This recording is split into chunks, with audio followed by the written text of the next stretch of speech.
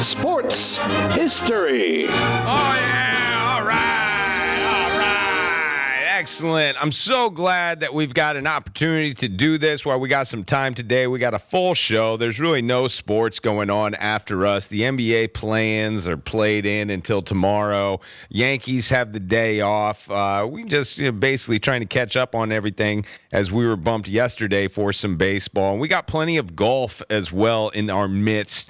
The Great River Golf Club in Milford will be hosting an LPGA event. It was announced today that they are going to be back in 2024. This is an Epson event from the LPGA, and our friends at Hartford Healthcare are going to be big sponsors of that. Plus the CSGA, we told you about this on Tuesday. Super happy to partner with these guys, and it's been a long time coming. And it's the Rob Dibble Show's doing something with the Connecticut State Golf Association. 90th Connecticut Open will be July 29th through the 31st. That's Monday through Wednesday at Shorehaven Golf Club. The Rob Dibble Show will be live on the Monday, Tuesday days of that tournament from that course. Plus, the Travelers isn't that far away.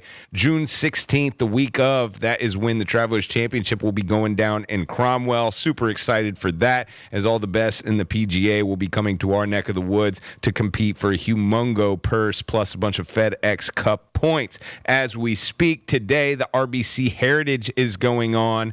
A lot of big names at the top of the leaderboard. JT posting low scores right now, sitting up there at -8. Seamus Power at -6, and a whole bunch of other people coming fresh off the Masters, a part of the top spots of the leaderboard. Your boy Steven Yeager up there too, Kurt. Just letting you know that. I know you like to follow Yeager. Who doesn't? Masters was last week, and Scotty Scheffler winning that tournament. And the big talk of Scotty Scheffler's win was, will he bail out if his wife goes into labor? And then he just walks off the course with the lead, maybe on hole 16, walks off into the sunset, said, boys, I got to go. We got a firstborn child I have to attend. But fortunately, has she had the baby? We don't know about the baby? They haven't said anything, so I don't think so. So we're waiting on the baby. Things went a little bit different back in 1875. Let me take you way back, boys and girls, to when golf first began. And that situation was put upon two of the best golfers in the entire world at the time. So if you look at golf history and you go back to the very beginning, you will consistently run into the same name, Tom Morris. Now, there were two Tom Morrises. There's old Tom Morris and there's young Tom Morris. Now, old Tom Morris was obviously the father of young Tom Morris. And Tom Morris was one of the OGs, one of the original golf godfathers of golf. He invented balls made out of feathers. He invented clubs. He invented a lot of things we use today. He invented the tin cup. Did you know they were just hitting into a hole about the size of a basketball hoop? Oh, kind of the thing I want for golf, bigger holes. And like they didn't have any tin cups in them until Tom Morris was like, our balls are getting muddy every time they go into the hole and it rains one day and you got to reach in there. You don't know if a golfer's going to be in there or a snake. Let's start putting tin cups in there. So he was an inventor of that. And it's kind of like a Tiger Woods situation with his dad where old Tom Morris was tough as you could be on young Tom Morris as far as being a golfer and getting him to be one of the best golfers. In fact, young Tom Morris, I still believe to this day, is the youngest person in all of time to win the British Open, or what they knew it at the time, the Open Championship. Now, the Open Championship itself was a lot different. There's actually an unsolicited sports history, I do believe, of this, where it wasn't just for the claret jug. In fact, I don't even think the claret jug existed at this time. It was all for the Challenger belt, Kurt. You would walk into a pub. This, yes. You would go to the pub, and you would stand on the bar, and you'd be like, I challenge anyone in the game of golf. And then somebody would accept that challenge, and other people would rally around. You know what? I heard young Tom Morris is thinking he's going to win the Open this year. I beg to differ. I'm going to go out there and show him what I got. I got some good stuff.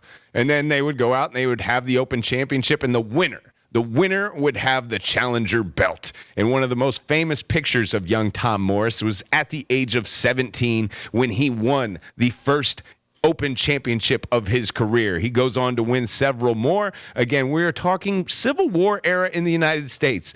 They did not care about what was going on in the United States over there in Scotland. They only cared about one thing, and that one thing was golf. So much so that followed old Tom Morris and young Tom Morris everywhere they went. They became very famous as a father-son duo in the world of golf.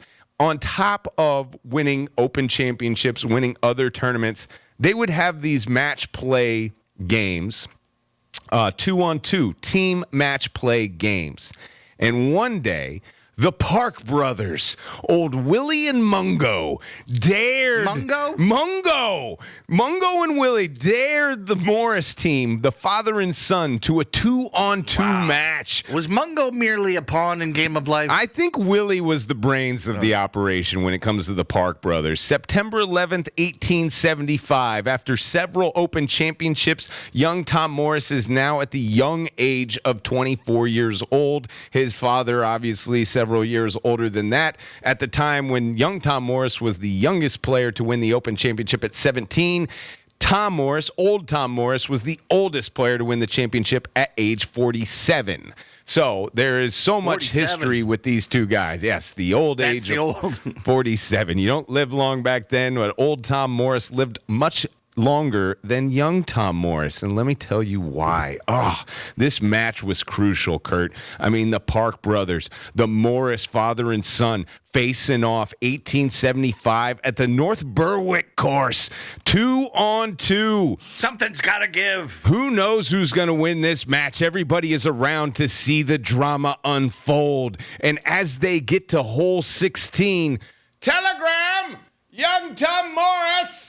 There's a telegram, and young Tom Morris has to go to this courier, and his courier tells him that his wife is in labor, and it is not going well. And he has, I think he's 6 hours away from getting to where she is in labor, trying to have her baby.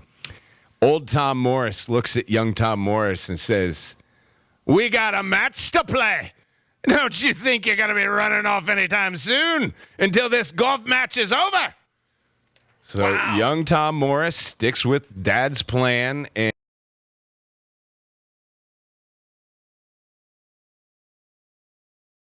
gets on his horse and tries to get to his wife and possibly his future newborn child. However, he's too late. And when he arrives, he is informed that not only the child died, but also his wife had passed. He loses his wife, his newborn child, and he goes into a serious sense of depression. I can imagine. According to the death certificate of young Tom Morris, Christmas Day, 2 months later, 2 or 3 months later, young Tom Morris drops dead. Now, they claim it was, in so many words, pulmonary hemorrhage of the apnea, or causing apnea that knocked him dead. Wow. But others believe it was a broken heart. So let that be a lesson to you. Yeah. What's the lesson? Don't let your dad talk you into 2 more holes if your wife's about to die. Golly. So there you go. That's the history, the ballad of young Tom Morris. R.I.P. Pour one out. Poor guy, man. Poor guy. Wow. There you go. Now you know. Let's take a break. All right. When we come back, Jay Chapman of the Hartford Athletic joins the show, and we got some tickets to give away. Ooh, stay tuned for that. You listen to the Rob Dibble Show, Fox Sports Radio 97.9 in Hartford, 1300 AM in New Haven.